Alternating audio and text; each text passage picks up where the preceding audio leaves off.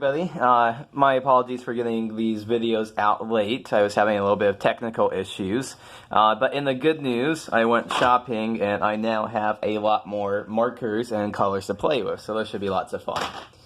Anyways, let me open up the markers. We're starting to look at section 3.4 on rates of change. So 3.4, oh, that feels really nice. Rates of change. So we're going to take a little bit of a break here. What we had been doing is that we had been, we defined the derivative in section 3.1. We worked out lots of derivative rules, addition, subtraction, constant multiple, power rule, product rule, quotient rule. That was all done in section 3.2.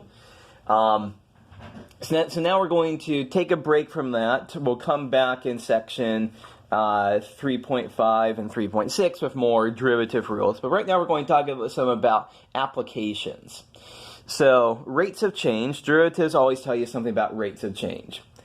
So if we're thinking y is a function of x, then so we can talk about the change in y and the change in x. So those deltas there mean change in y, change in x. So change in y, change in x.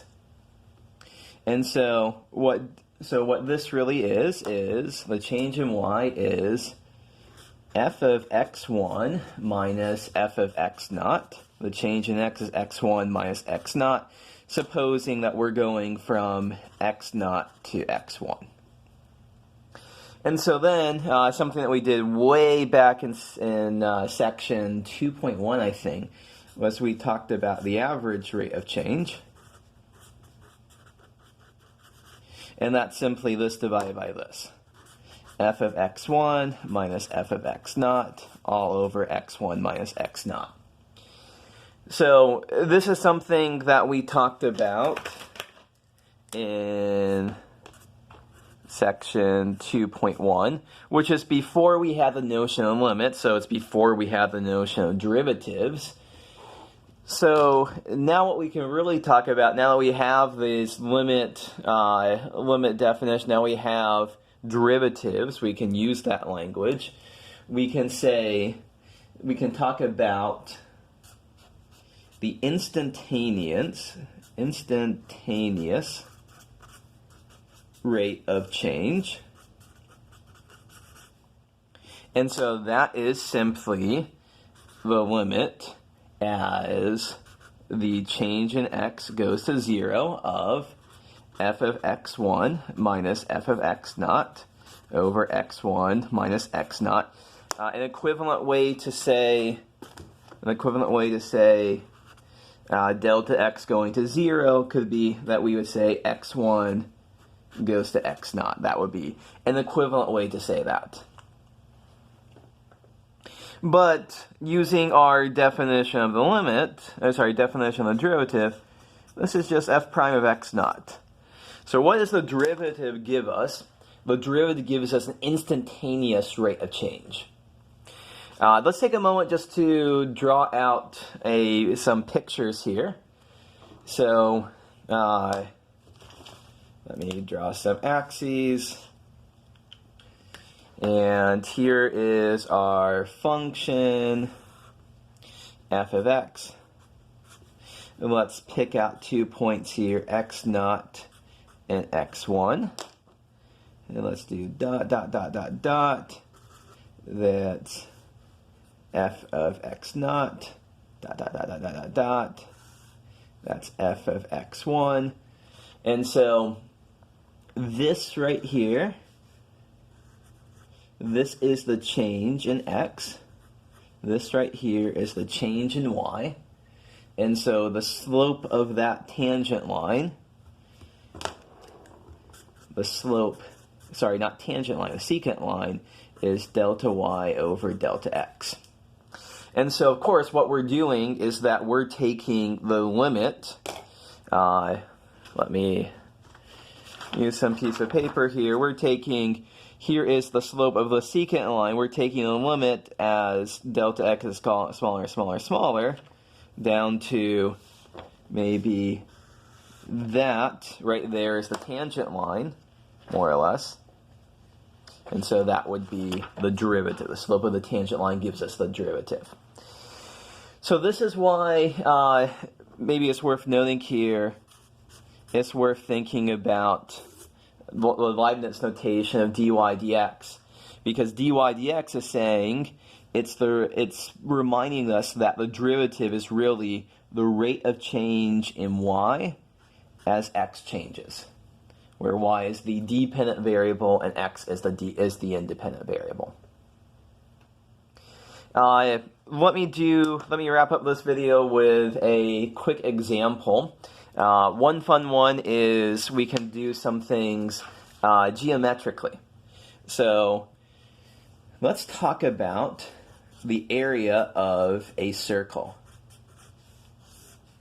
So we know that for area of a circle, A is equal to pi times r squared. Everybody knows that. But what would happen if I'm just going to rewrite it with one small change? Really, area is a function.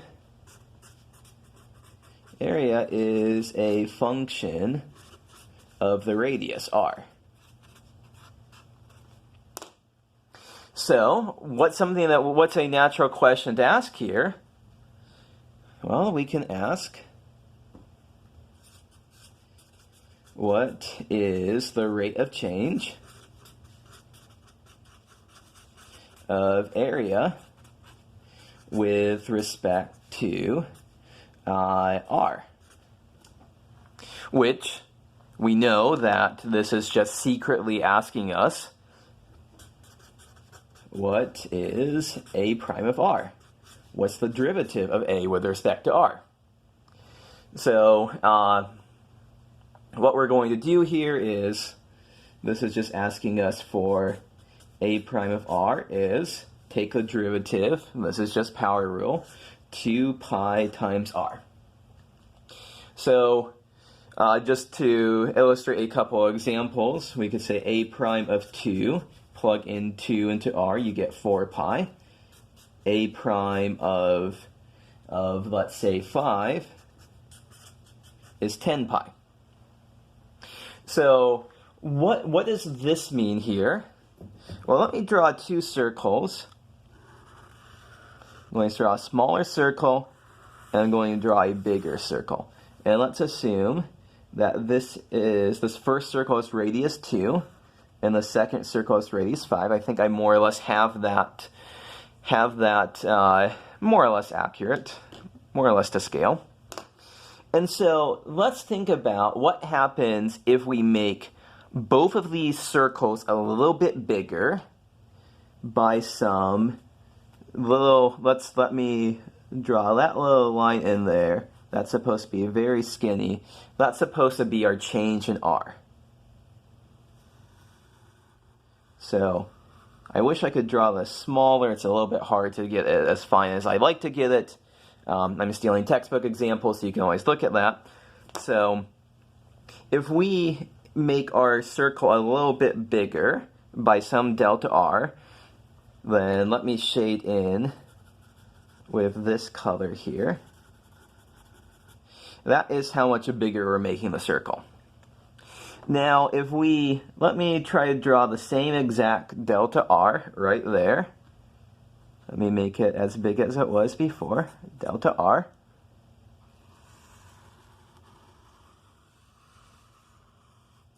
And let me shade. So, if you were to just look at the two annuli, the two rings here, which one's bigger? And so I don't think it's too hard to convince yourself that this ring is this is a bigger ring, and this is a smaller ring here. And so basically what this is telling us, that for a bigger circle, as we make the same size increase in the radius of the circle, for the bigger circle, that actually gives us a bigger area change. So this has a bigger change in area. This one has a smaller change in area. And we can see that. We can see that from the derivatives. The derivative at 2 is smaller than the derivative at 5. So as R increases a little bit, you get a smaller payoff when you're in terms of area than the payoff you get when R is 5. So I guess application question, if we want to be practical here, let's talk about pizza sizes. Let's say you had a 10, I'm just going to write down the diameter, which we could always divide by 2 to get the radius. So let's say that we have 2 pizza sizes, so a 16-inch pizza. So let's say that we have a 5-inch radius pizza and a 10-inch radius pizza.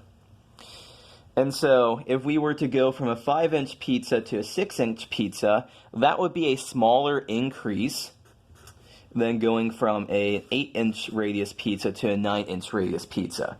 So the same size radius increase, but this one has a larger area increase. That's what we just learned about on the previous slide.